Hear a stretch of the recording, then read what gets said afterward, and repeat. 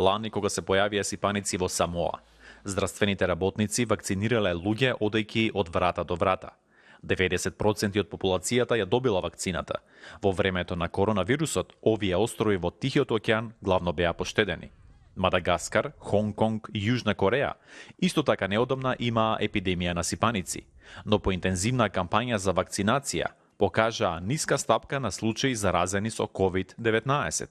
Джеф Голд од Светската организација објаснува. Италија беше една од земјите со најмала стапка на вакцинација против овие болести, потоа следат Британија, Франција, САД и Германија. Податоците на Голд покажаа дека таму каде што вакцината им беше дадена на возрастни, тие се помалку подложни на коронавирусот, споредено со иста возрастна група во други држави. Доктор Антони Фаучи, водечки експерт во САД за заразни болести, вели дека вреди да се истражи ова.